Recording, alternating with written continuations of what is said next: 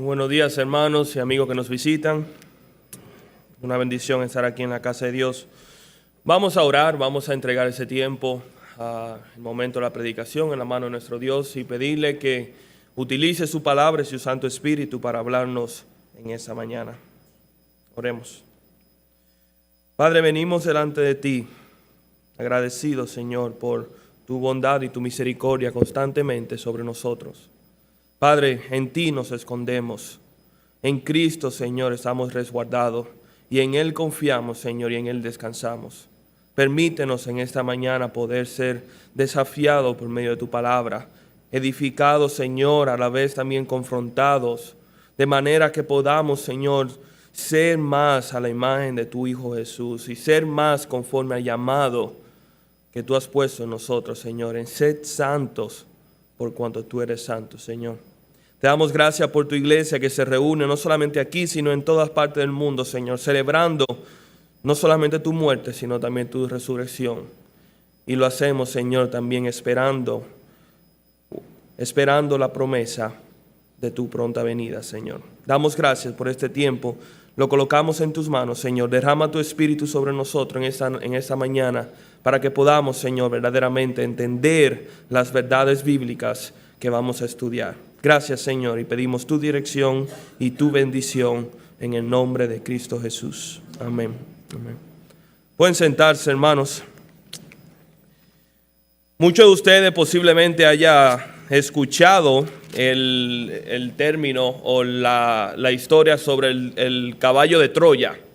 El relato de Homero, el cual es un relato ficticio, trata sobre una batalla que se libró en Troya. Esta batalla fue librada entre el ejército troyano y entre el ejército de los aqueos. Y resulta y viene acaso y cuenta la historia que Troya era una ciudad tan fortificada que era imposible penetrarla. Y los ejércitos enemigos por días y días trataron de penetrar la ciudad, trataron de derrumbar su muralla, trataron de infiltrarse, lo cual les fue imposible. Sin embargo, ellos maquinaron otra estrategia, la cual implicaba utilizar su propio orgullo, que era el caballo como símbolo de la ciudad de Troya, y utilizaron este orgullo, este símbolo, para presentar un caballo como una ofrenda, como un regalo al pueblo troyano, aparentando su derrota o aparentando su renuncia ante la guerra. Ellos edificaron un gran caballo de madera, como cuenta la historia, y fue presentado.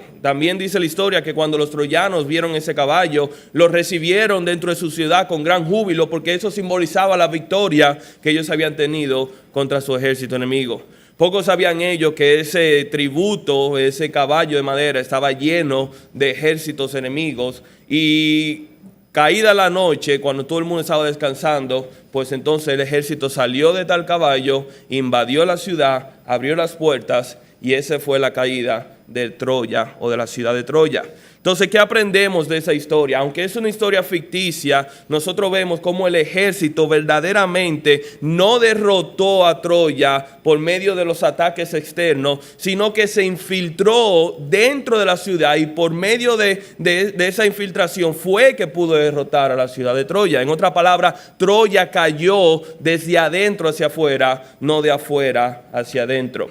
Y esto nosotros vemos este ejemplo marcado a través de las Escrituras. Lo mismo sucedió con el Imperio Romano, el cual es un imperio con toda su gloria y con toda su ímpetu, que fue derrumbado, su gloria y su estatus cayó desde adentro por haberse descuidado de su propia cultura y de sus propias ciudades. ¿Y por qué utilizo estos ejemplos a manera de introducción?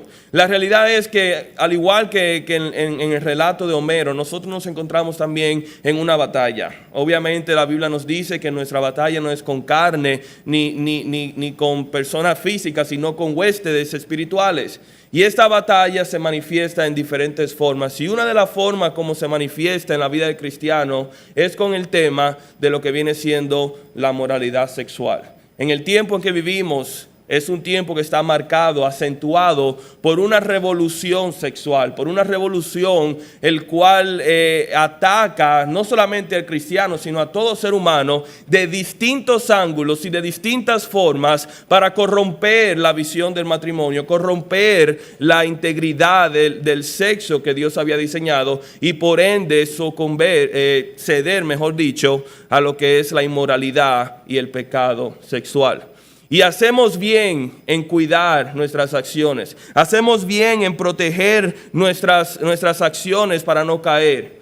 Pero si algo podemos aprender del ejemplo de Troya es que no solamente debemos cuidar nuestras murallas, pero también tenemos que cuidar nuestros corazones. Tenemos que cuidar nuestros corazones y nuestras vidas desde dentro, porque muy fácilmente podemos permitir que el enemigo infiltre en nuestros corazones y hacer y provocar nuestra caída desde adentro hacia afuera. Y el pasaje que vamos a estudiar en esa mañana nos habla precisamente de eso. Y quisiera invitarles que me acompañen a Mateo capítulo 5 y vamos a estar leyendo a partir de los versículos que van del 27 al 30. Mateo capítulo 5, versículo 27. Si alguien necesita una Biblia, puede muy bien levantar su mano, que uno de los hermanos la hará llegar a uno con mucho gusto. Y les recomendamos que tengan una Biblia en mano, ya que vamos a ver y estudiar diferentes pasajes en el día de hoy. Mateo capítulo 5, versículo 27, seguimos el estudio del Sermón del Monte, y el título de este mensaje es El corazón de un adúltero. El corazón de un adúltero. Hoy vamos a ver 3 afirmaciones que hace Jesús precisamente sobre este pasaje que comprende los versículos 27 hasta el versículo 30. Si lo tienen, entonces leemos la palabra de Dios. Dice así Mateo capítulo 5, versículo 27. Oíste que fue dicho, no cometerás adulterio. Pero yo os digo que cualquiera que mira a una mujer para codiciarla, ya adulteró con ella en su corazón. Por tanto, si tu ojo derecho te es ocasión de caer, sácalo y échalo de ti. Pues mejor te es que se pierda uno de tus miembros y no que todo tu cuerpo sea echado al infierno. Y si tu mano derecha es ocasión de caer, córtala y échala de ti. Pues mejor te es que se pierda uno de tus miembros y no que todo tu cuerpo sea echado al infierno. Que el Señor bendiga su santa palabra. Como habíamos dicho, seguimos el estudio del Sermón del Monte, aquellos capítulos que comprenden Mateo, capítulo 5, 6 y el capítulo 7.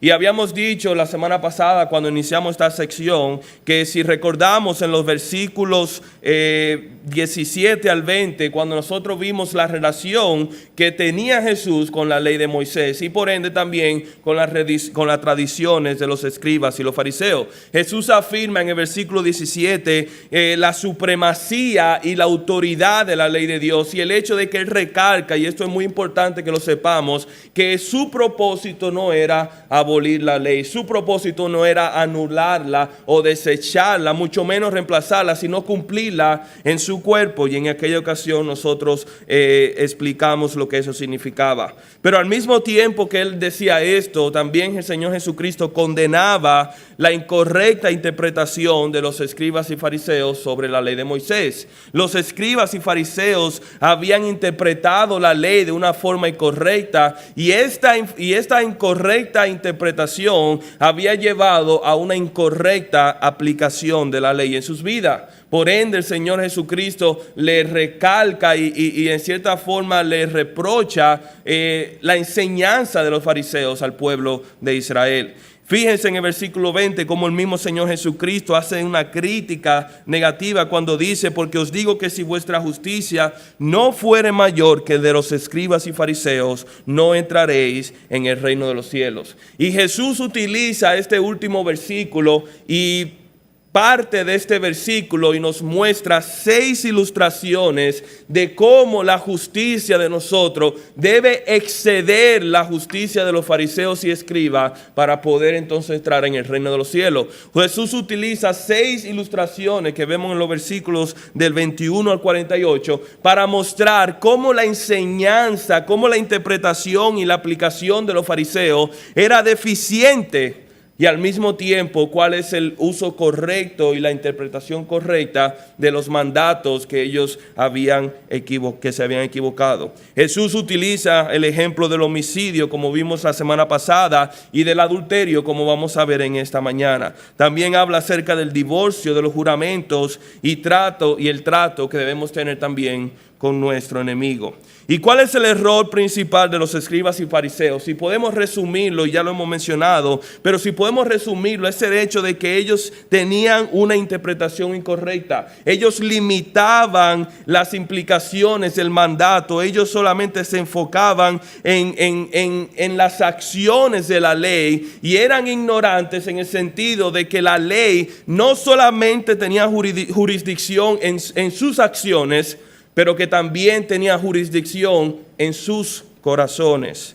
Y aquí vemos el principio muy claramente de que una obediencia a media a la palabra de Dios es, a final de cuentas, una desobediencia total a la palabra de Dios. Y el Señor Jesucristo, por medio de esta ilustración del adulterio, nos da 3 implicaciones. Y lo primero que Él señala en el versículo 17 es el error de los escribas y fariseos o la equivocación. Ustedes recordarán que habíamos dicho que la frase por la cual inicia cada una de estas secciones es muy importante. En el versículo 27 inicia diciendo el Señor Jesucristo: oísteis que fue dicho. ¿Y qué significa este oísteis que fue dicho? A simple interpretación pudiéramos asumir que Jesús está haciendo referencia a la palabra escrita de Dios, es decir, al Antiguo Testamento, a los escritos de Moisés y de los profetas. Pero tal interpretación es errónea por varias razones. Número 1, porque contrasta la enseñanza que Él había enseñado. Cuando Jesús dice en el versículo 27, dice: oísteis que fue dicho. Y luego en el versículo 28 dice: pero yo os digo. Jesús está haciendo un contraste entre la enseñanza del versículo 27 y su enseñanza en el versículo 28. En otras palabras, Jesús está diciendo o contrarrestando no lo que Moisés había dicho, sino la interpretación que tenían los escribas y fariseos sobre lo que Moisés había dicho en la ley. Recuerden que el propósito de Jesús no fue de abrogar la ley ni de contrarrestarla. Fue al contrario, exaltarla y someterse ante la ley. Pero también esto es un tono de autoridad. Cuando Jesús dice, oísteis que fue dicho, y Él dice, pero yo os digo, Él está elevando sus palabras por encima de las palabras que fueron mencionadas en el versículo 27. Nuevamente, esto no es natural del Señor Jesucristo, ya que si algo hemos aprendido y hemos visto es que el Señor se sometió a la autoridad de las Escrituras y de la ley de Dios. No la contrarrestó ni la desechó. De hecho, toda su vida y su ministerio terrenal fue marcado o evidenciado por el hecho de que Él se sometió a la autoridad de las Escrituras. También decimos que la terminología es importante. Habíamos dicho la semana pasada que cuando el Señor Jesucristo en los evangelios hace referencia al Antiguo Testamento, Él dice o hace referencia a la ley y los profetas, como hemos dicho, pero también dice escrito está o como está escrito. En ninguna ocasión nosotros vemos que Jesús utiliza la palabra oísteis que fue dicho para referirse a la palabra escrita de Dios del Antiguo Testamento. En otra palabra, oísteis hace referencia a la tradición oral de los escribas y fariseos y no a la ley escrita de Dios. Y por último vemos también que aquí hay un contexto o un conflicto en el contexto. Nuevamente es importante ver todo el pasaje en el contexto en el cual se desarrolla. En el versículo 20 vemos claramente que Jesús hace una crítica negativa de la justicia de los fariseos. Y raíz de esa crítica y producto de esa crítica es que vienen estas 7 ilustraciones que nosotros estamos viendo. En otras palabras, el contexto nos indica que Jesús está partiendo de la deficiencia de la justicia de los escribas y fariseos para contrarrestar esto con su enseñanza. Esto quiere decir simple y llanamente lo que hemos estado diciendo, de que cuando Jesús dice, oísteis que fue dicho, Él está haciendo referencia a la enseñanza o a la interpretación rabínica sobre la ley de Moisés. Jesús no está criticando la ley de Moisés. Jesús no está criticando el sexto mandamiento, sino que Él está criticando la interpretación de los escribas y fariseos sobre este mandamiento, sobre el sexto. Ciertamente, y dijimos esto la semana pasada, estas enseñanzas parten de principios bíblicos. Claramente podemos decir, pero mira, Eddie, aquí no hay ninguna alteración en el mandato, sino que ellos están citando tal y como aparece en el Antiguo Testamento este mandamiento. Cierto, estos principios y estas interpretaciones parten de pasajes bíblicos, de pasajes que son encontrados en las Escrituras. Pero la interpretación y aplicación estaban lejos de la intención del pasaje. Estaban lejos de lo que la ley de Dios estaba comunicando en realidad.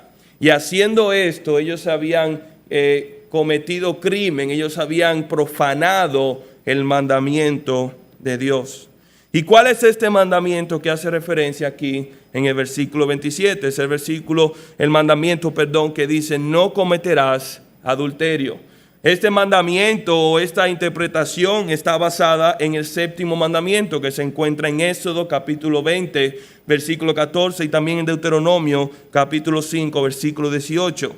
Y al igual que la ilustración que vimos la semana pasada del homicidio, los escribas y fariseos se habían limitado única y exclusivamente a la letra del mandamiento. ¿Y qué significa cuando nosotros decimos que ellos se habían limitado a la letra del mandamiento?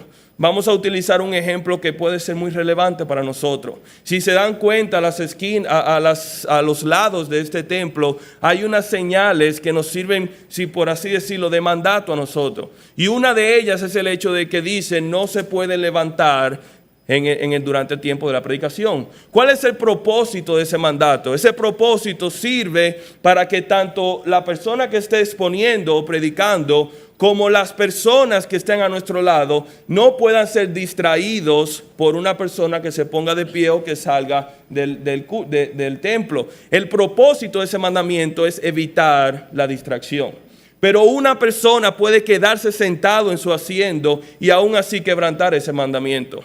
Una persona puede quedarse sentado viendo un video en su celular con alto volumen o entablando una conversación con su compañero en un tono alto y eso crear una distracción y también infringir el mandamiento. Pero alguno puede decir, no, pero yo no me paré, o sea, yo no estoy faltando. Sí, ciertamente, cumpliste la letra del mandamiento, pero fallaste en cumplir el espíritu del mandamiento. Y esto era lo que los escribas habían hecho. Cuando llegan a este versículo, a este mandamiento y veían que dice, no cometerás adulterio, ellos simple y llanamente se limitaban a la enseñanza de la letra. ¿Y cuál era esta enseñanza? ¿Qué era lo que ellos entonces enseñaban? Los escribas y fariseos enseñaban que el pecado de adulterio solamente podía ser cometido por el acto sexual. No voy a entrar en detalle de lo que es el acto sexual de adulterio, pero todos sabemos que eso implica, es profanar el vínculo, el pacto que existe entre una persona, entre un matrimonio. Pero vamos a ver más adelante que esto tiene también otras implicaciones. Los escribas decían que este mandamiento se limitaba única y exclusivamente al acto sexual, y más aún, y esto es sumamente interesante, ellos también enseñaban que el adulterio solamente podía ser cometido cuando una mujer casada era partícipe de este acto. Es decir, un hombre casado que puede infringir en una relación con una mujer soltera no cometía adulterio contra su matrimonio. Ciertamente era un acto vergonzoso, pero no era catalogado como adulterio. Solamente era catalogado adulterio cuando era la mujer casada que infringía en una relación fuera de su pacto matrimonial. Y esto era lo que enseñaban aquí los escribas y fariseos. El adúltero junto con el homicidio y la idolatría, eran considerados uno de los 3 grandes pecados en la cultura hebrea, al punto tal que ellos decían, si para evitar caer en uno de estos 3 pecados es necesario que renuncies a tu vida, hazlo. Mejor es que tú mueras y que caigas o en el pecado de homicidio, o en el pecado de adulterio, o en el pecado de idolatría. Interesante que el Señor Jesucristo inicie esta sección utilizando 2 de estos 3 ejemplos. Pero ¿qué vemos también con la enseñanza de los escribas y fariseos? Los escribas y fariseos eran diligentes en condenar el acto de adulterio. Y nosotros vemos un ejemplo claro en Juan capítulo 8, versículo 1 al 11. Ustedes recordarán el ejemplo de esta mujer que fue sorprendida en el acto de adulterio y fue traída a los pies de Jesús para probar a Jesús y tentar a Jesús. Específicamente los versículos que van del 3 al 5 dice lo siguiente. Entonces los escribas y los fariseos le trajeron una mujer sorprendida en adulterio y poniéndola en medio le dijeron, Maestro, esta mujer ha sido sorprendida en el acto mismo de adulterio. Y la ley nos manda, y en la ley nos manda Moisés, a apedrear a tales mujeres. Tú pues, ¿qué dices? Nuevamente vemos aquí el énfasis de que el pecado recae sobre la mujer y no sobre el hombre. Y los escribas eran tan celosos en cumplir la ley, la letra de la ley, que ellos procuraban condenar a esta mujer, es decir, apedrearla, quitarle la vida, que procurar su restauración o reinstitución del pueblo y en la adoración de Dios. Ellos procuraban condenarla en vez de restaurarla. Y vale la pena recalcar, y hay que hacer este punto, la pena de muerte era el último caso en los fariseos.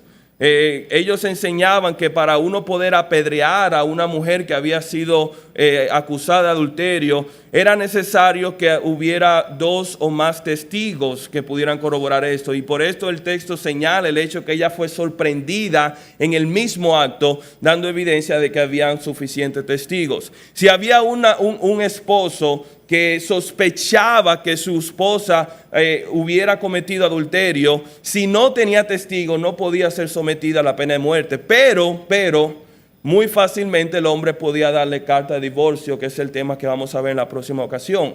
Y para esta carta de divorcio, los escribas y los fariseos no requerían pruebas, bastaba simple y llanamente la sospecha del esposo para catalogar a una mujer como adúltera y darle por ende carta de divorcio. Pero ese no es el tema que tenemos ahora en agenda. Aquí vemos entonces repetidamente cómo los escribas y fariseos eran diligentes en cumplir este mandato, sin embargo eran permisivos con la codicia del corazón. Y las palabras del versículo 28 al 30 de nuestro Señor Jesucristo hacen evidente que los escribas y fariseos ponían poca o ninguna atención a los deseos del corazón.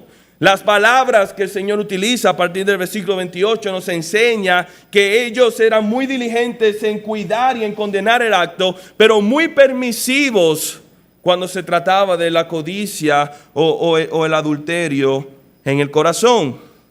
Y a pesar de tantas regulaciones y procedimientos que ellos habían instituido contra el crimen del adulterio, nunca vemos ninguna norma ni ninguna regulación establecida para la conciencia o la codicia del corazón. Y es que para el fariseo y el escriba, el adulterio era visto más que un crimen que como un pecado. Y por ende ellos trataban este adulterio más como un crimen social que un pecado contra Dios Santo, contra el Dios de las Escrituras.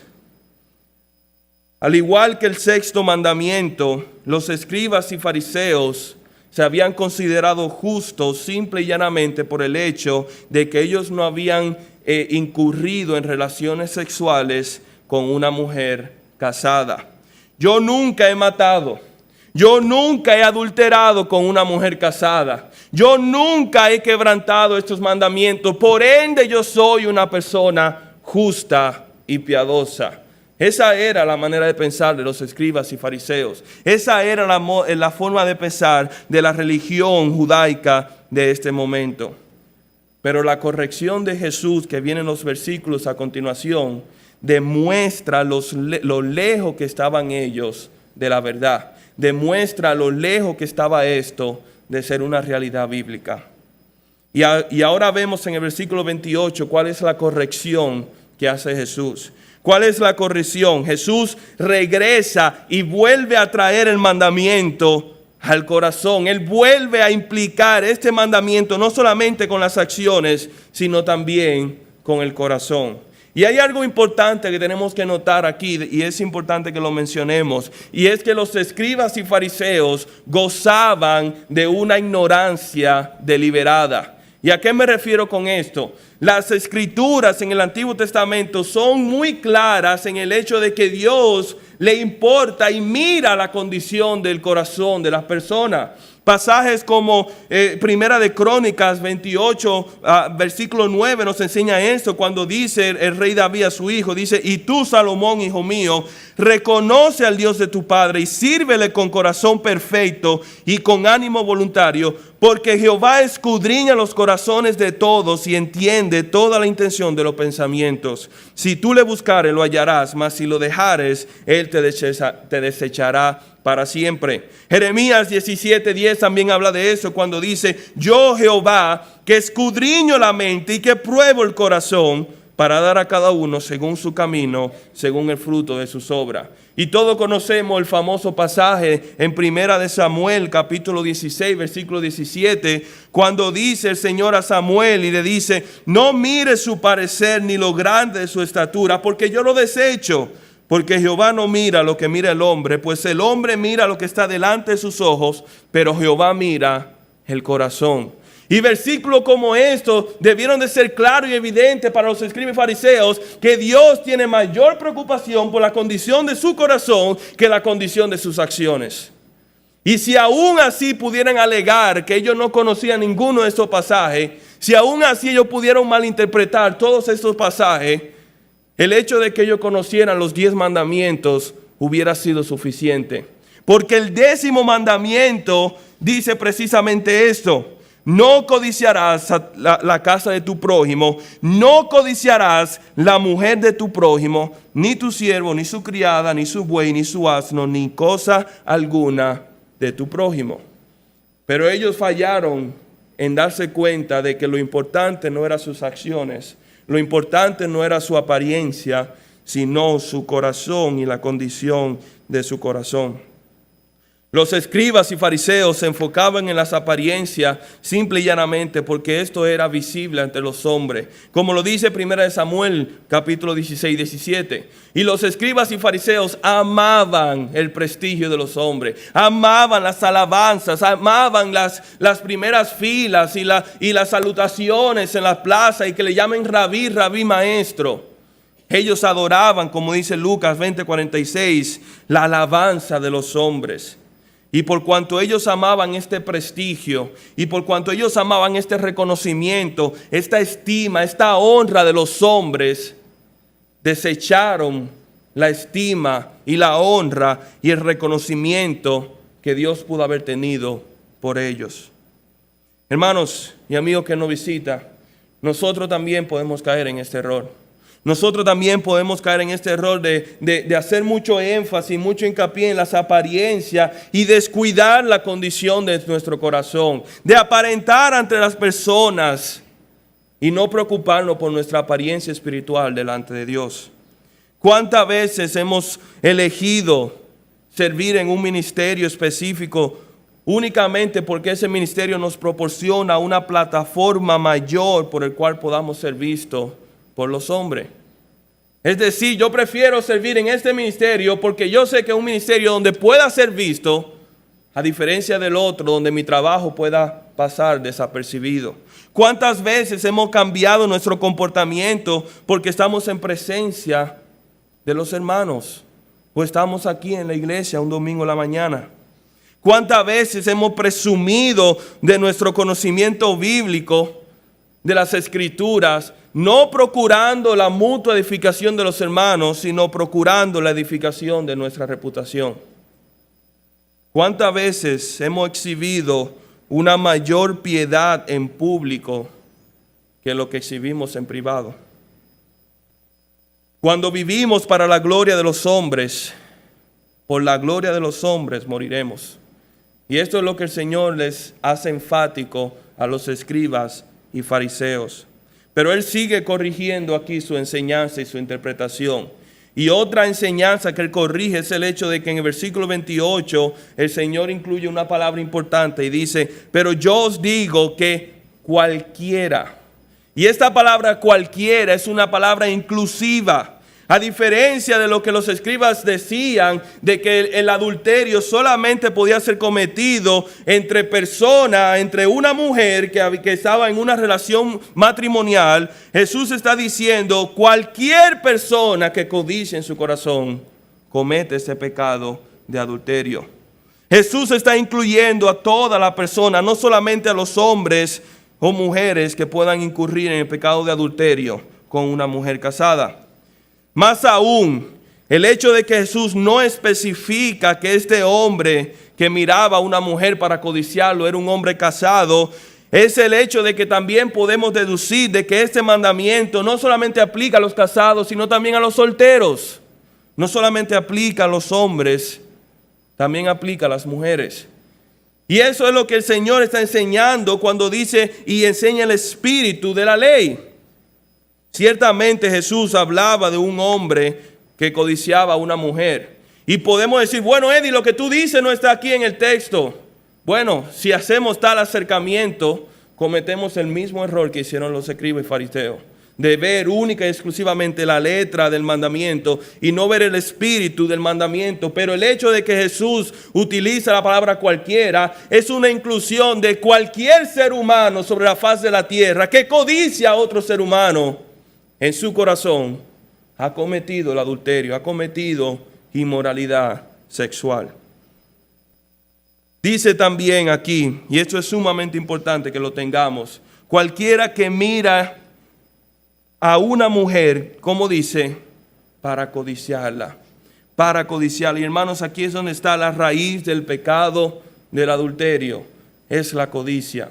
Aquí es donde Jesús llama y trae esta aplicación y la lleva a la raíz del problema, que es la codicia en nuestro corazón.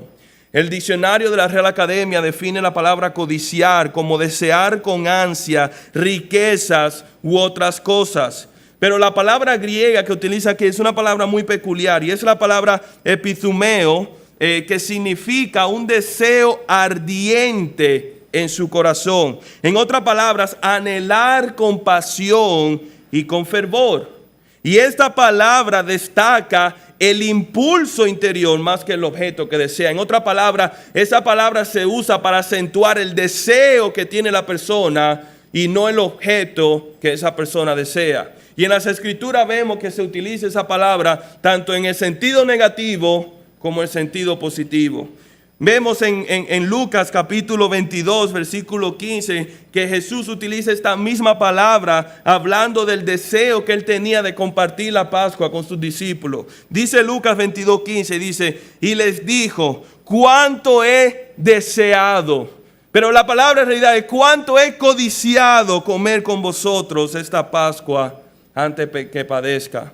Y el ejemplo del hijo pródigo no lo vamos a leer, pero en el versículo 16 del capítulo 15 de Lucas, cuando ese hijo que estaba en esa pocilga con los puercos, dice aquí que deseaba poder llenar su estómago con las algaborras. Ese término deseaba es el mismo. Él codiciaba con pasión la comida de los cerdos que comían. Y es aquí donde radica el problema. El problema radica en un deseo, en una pasión, con ardor, con pasión, por algo que es ilícito, por un pecado. El problema no está en la mirada, como señala el texto, sino en la intención de la mirada. Es una mirada que codicia, es una mirada que mira con la intención de poseer y utilizar a esa persona para su propio placer y satisfacción. No es una mirada casual, tampoco es una mirada que contempla la belleza de una persona, sino que es una mirada que busca satisfacer por los ojos lo que no puede satisfacer por la carne. Y esto es lo que el Señor está enseñando. Es una mirada que alimenta los deseos pecaminosos. Es una mirada que se detiene y contempla la hermosura del pecado. Es una mirada que es gobernada, que es producida, que es manipulada por un corazón pecaminoso. Y Jesús hace evidencia de esto y nos dice que esta codicia y este pecado y este problema radica en nuestro corazón. Lo dice claramente el texto cuando dice, porque yo os digo que cualquiera que mira a una mujer para codiciarla, ya adulteró con ella en su corazón. En su corazón ya cometió el adulterio. Y Mateo 15, versículo 18, el Señor vuelve a recalcar este principio cuando dice que del corazón salen los malos pensamientos y habla acerca de los homicidios y los adulterios y la fornicación y los hurtos y los falsos testimonios y las blasfemias. Es en el corazón donde radica el problema. Es en nuestra intención, es en esa codicia desenfrenada, en esa pasión por el pecado, donde el Señor Jesucristo dice, ya cometiste adulterio en tu corazón. ¿Qué es lo que nos está enseñando el Señor Jesucristo por medio de estas palabras? Tanto el hombre que incurre en el acto sexual con otra mujer que no sea su esposa, como aquel que nunca le ha puesto una mano a una mujer, pero en su corazón ha codiciado tenerla, ambas personas son igualmente adúlteros delante del Señor. Ambos son adúlteros porque ambos han alimentado el pecado en sus corazones. Uno ciertamente por medio del acto sexual, pero el otro también ha alimentado su pecado por medio de su imaginación y fantasías. Ambos son adúlteros delante del Señor. La codicia no solamente lleva al adulterio, pero si analizamos, el adulterio es en esencia codicia. El adulterio es en esencia codicia porque es aquel que sucumbe a su deseo del corazón. El adúltero dice, yo antepongo, yo le doy prioridad a mis deseos, es decir, a mi codicia por encima del pacto que yo he hecho con Dios o con mi cónyuge o con mi hermano o hermana. El adúltero es aquella persona que sucumbe a su codicia, por ende la codicia es en práctica y en esencia adulterio, como señala nuestro Señor Jesucristo. Hermanos, ¿cómo podemos aplicar esto? La realidad es que nosotros, más de lo que nos gustaría admitir, hemos adulterado nuestro corazón. Somos adúlteros cuando nuestro corazón le es infiel a Dios y a nuestro cónyuge. Somos adúlteros cuando satisfacemos en nuestra mente lo que por una razón u otra no podemos satisfacer en nuestro cuerpo. Y somos adúlteros cuando amamos más la inmoralidad sexual que cuando amamos la santidad de Dios. El salmista hace evidente este principio en Salmo capítulo 24, versículo 13 al 4, cuando dice, ¿quién subirá al monte de Jehová y quién estará en su santo templo? ¿Quién puede presentarse delante de la presencia de Dios? Y señala, el limpio de manos y el puro de corazón. El limpio en acciones, pero el limpio en intenciones también. Aquel que ha guardado su pacto con Dios, no solamente en su cuerpo, pero también en su corazón. Esa es la persona que puede pararse delante de la presencia de nuestro Dios. Pero el Señor Jesucristo termina esta porción dándonos dos ilustraciones. Los versículos 29 al 30 nos enseñan la aplicación de este principio, de esta enseñanza. Y el versículo 29 de hecho inicia de la misma forma que vimos la semana pasada, cuando dice, por tanto, es decir, a raíz de lo que acabo de enseñar, a raíz del hecho de que nuestro pecado radica en el corazón y no en el acto sexual, tenemos que tomar estas medidas y esta aplicación en nuestra vida. Nuestro corazón, hermanos, tiene una inclinación natural al pecado. No podemos evitarlo. Tiene un defecto de fábrica que es el amor hacia el pecado. Por ende debemos de protegerlo. Por ende debemos cuidarlo. Y algo importante que tenemos que señalar aquí, cuando leemos los versículos del 29 al 30, el Señor Jesucristo no está enseñando la automutilación. Él no está enseñando que tomemos esos principios literalmente, como algunas personas lo han hecho a través de la historia de la iglesia. Un comentador señala, y lo hace de una forma graciosa, que aquellas personas que han tomado estos mandatos al pie de la letra han demostrado tener mayor celo que inteligencia. Y esa no es la connotación que lo hace el Señor Jesucristo. Pero algo es cierto, que si nosotros tenemos algo valioso, si tenemos algo importante, vamos a protegerlo. Si tenemos alguna prenda importante, algún objeto de significado para nosotros, si tenemos una gran cantidad de dinero que hemos ahorrado con gran esfuerzo, no lo vamos a colocar en un lugar donde pueda ser visto del público. No lo vamos en un lugar donde pueda ser robado, donde pueda ser tomado fácilmente, sino que lo vamos a guardar, lo vamos a meter en una caja fuerte o en el banco, en un lugar donde podamos confiar que está protegido. De igual forma, el Señor nos enseña a nosotros que nuestro corazón debe ser guardado y protegido del pecado. Proverbio 4:23 dice: sobre toda cosa guardada, guarda tu corazón, porque Él emana la vida. Y si nosotros no guardamos y no cuidamos nuestro corazón, necios somos por habernos descuidado lo más precioso que tenemos en esta vida. El Señor aquí nos enseña algunos principios para guardar nuestro corazón por medio del versículo 29 al 30. ¿Y cuáles son estos principios? Número 1, tenemos que identificar nuestras debilidades. ¿Y dónde lo dice el texto? Sencillo. Jesús no afirma que todas las personas deben sacar su ojo derecho o cortar su mano derecha. Dice el versículo 24 al 30. Por tanto, si tu ojo derecho te es ocasión de caer, sácalo y échalo de ti, pues mejor es que se pierda uno de tus miembros y no que todo tu cuerpo sea echado al infierno. Y si tu mano derecha te es ocasión de caer, córtala y échala de ti, pues mejor te es que se pierda uno de tus miembros y no que todo tu cuerpo sea echado al infierno. Tenemos que conocer verdaderamente cuáles son nuestras necesidades. No todas las personas van a luchar con su ojo. No todas las personas van a luchar con caer por medio de la mano. Pero todos nosotros tenemos algo que nos hace tropezar. Posiblemente no sea tu ojo, puede que sea tu nariz. Posiblemente no son tus manos, pero pueden que sean tus pies. Todos nosotros debemos identificar cuáles son aquellas cosas en nuestra vida las cuales son propensas a hacernos tropezar y a aquello caer. Nótese que aquí habla de mi ojo y de mi hermano, y esto es algo importante que tenemos que tomar. Jesús está poniendo la responsabilidad de la pureza sexual sobre la persona a la cual está hablando. En otras palabras, sobre mí. No está diciendo que si el ojo de mi hermana me es ocasión de caer, que yo saque el ojo de la hermana de ella, porque el problema no radica en ella, sino que el problema radica en mi corazón. La excusa de Adán y Eva no será un argumento válido cuando nos paremos delante del trono celestial.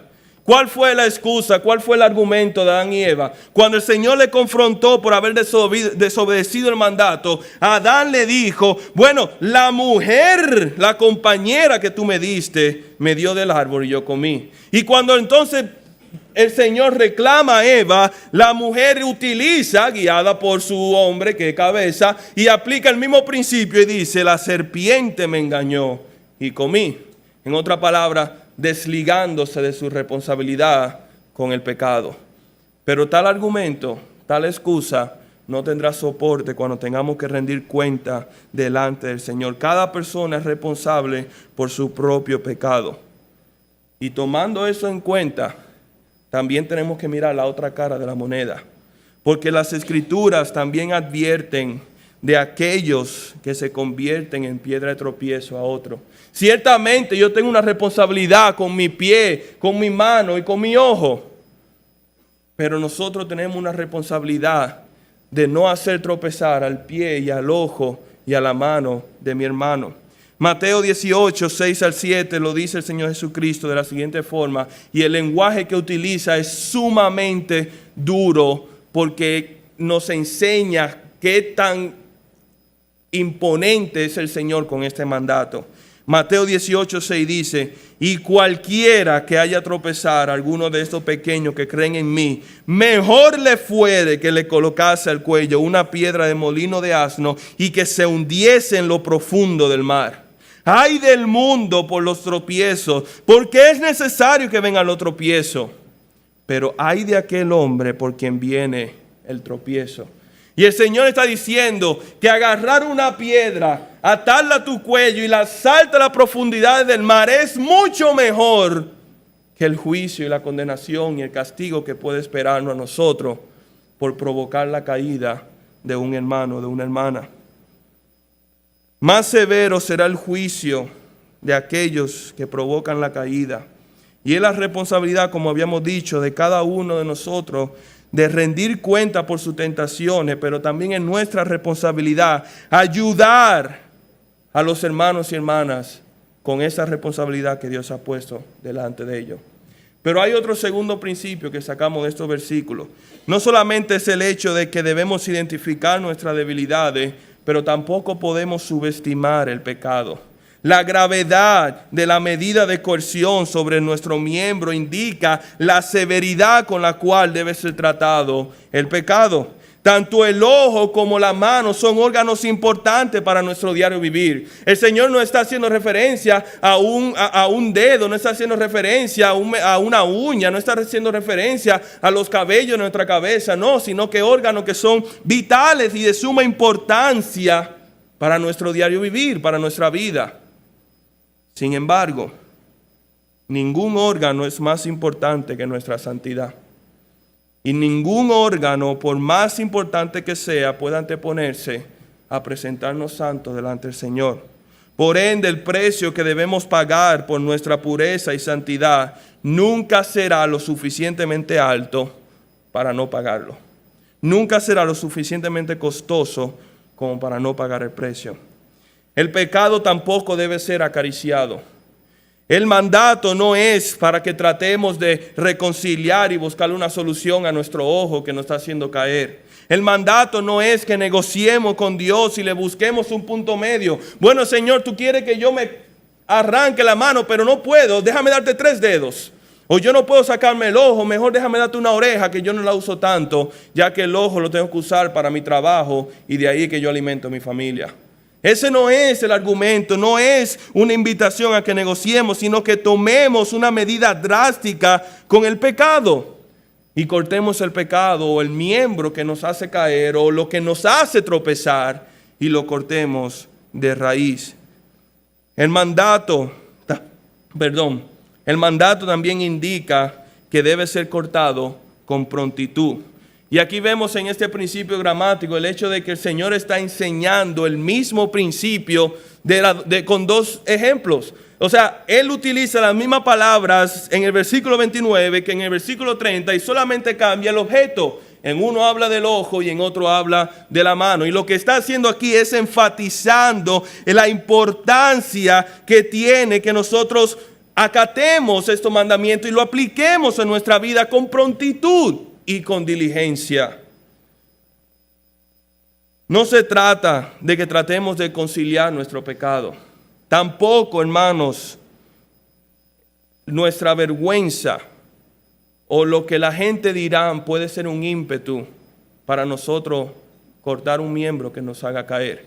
Bueno, pero que si me quito el ojo, voy a caminar tuerto por la calle y todo el mundo se va a dar cuenta. O si camino manco, todo el mundo va a saber que me hace falta un brazo y me van a preguntar que por qué yo no tengo esa mano.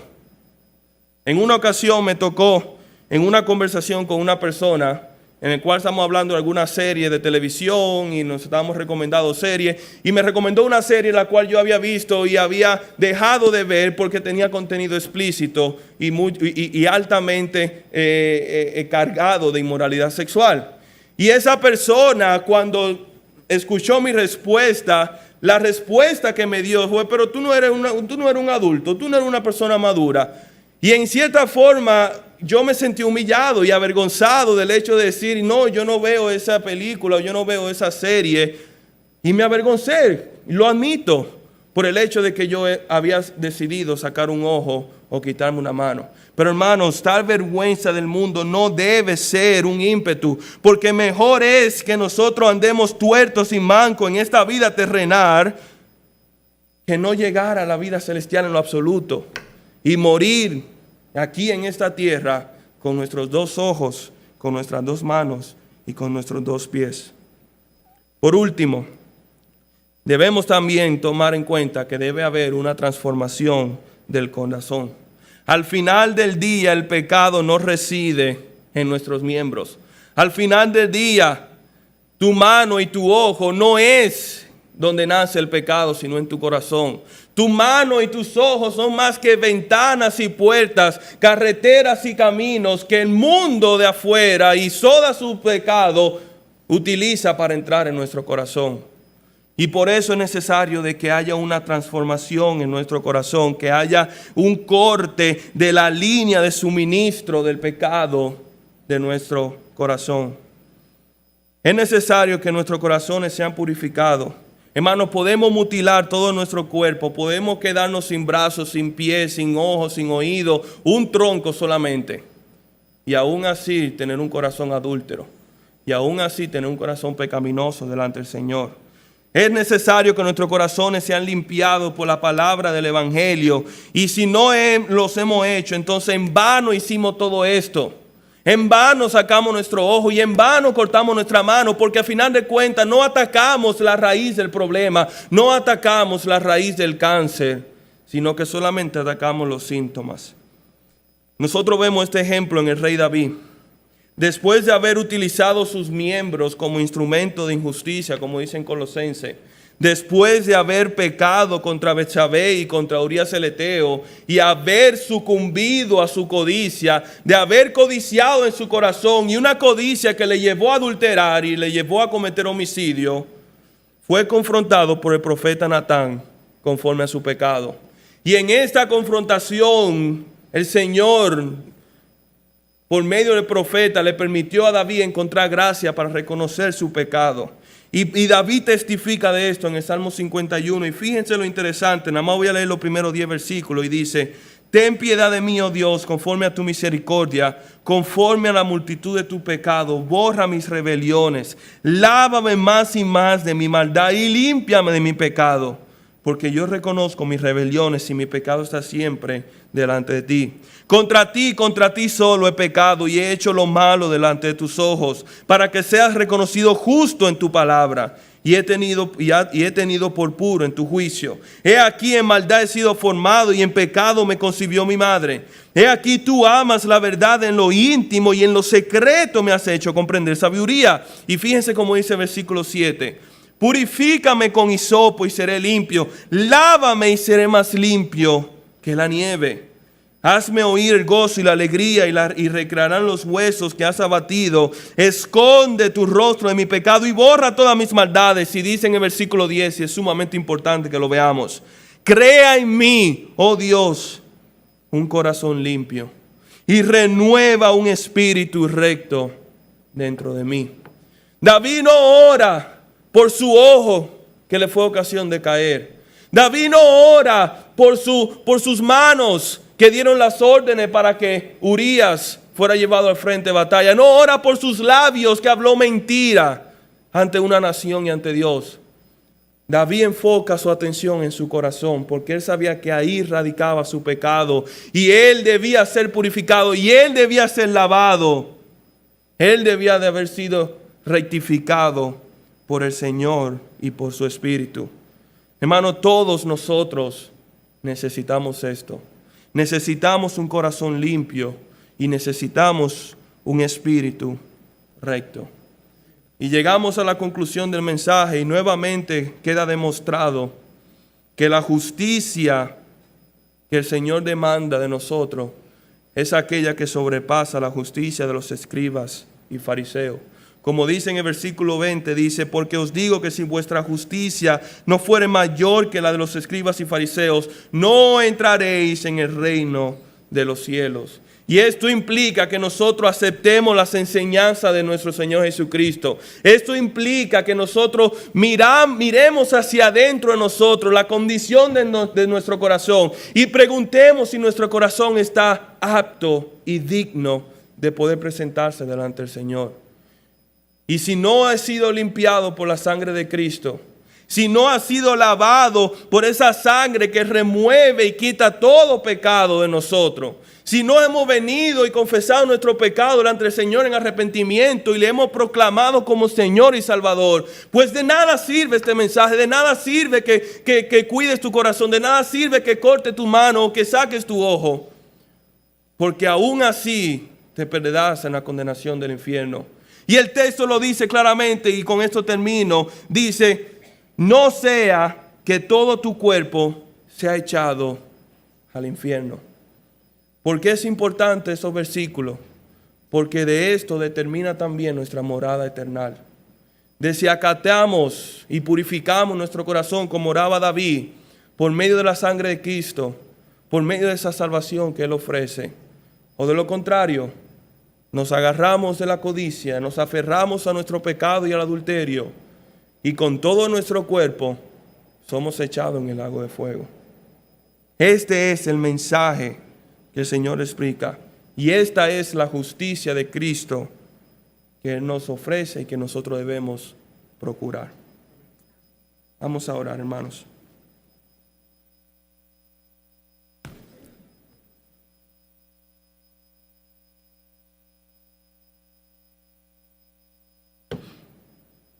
Padre, perdónanos. Perdónanos, Señor, nuestro pecado, nuestra codicia y amor hacia el pecado. Oh almas adúlteras, como exclama el apóstol Santiago, ciertamente esos somos, almas adúlteras, Señor. Pues hemos codiciado y hemos anhelado y hemos deseado con pasión el pecado que tú aborreces. Padre, límpianos, purifícanos. Crea en nosotros un espíritu nuevo, un corazón limpio, un espíritu recto, Padre. Solamente tú puedes hacerlo, Señor, y por eso apelamos a ti, clamamos a ti. Renueva nuestro espíritu, Señor, y danos la valentía y el coraje para tomar las decisiones que sean necesarias para poder presentarnos santos delante de ti.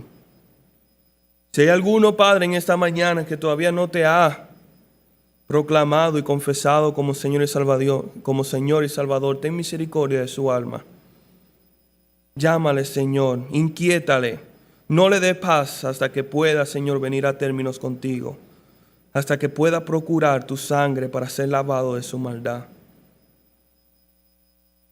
Padre, te damos gracias por tu palabra y por tu iglesia. Bendícenos y permítenos, Señor, poner en práctica lo que tú nos has enseñado por medio de tu palabra. Te lo rogamos en el nombre de Jesús. Amén.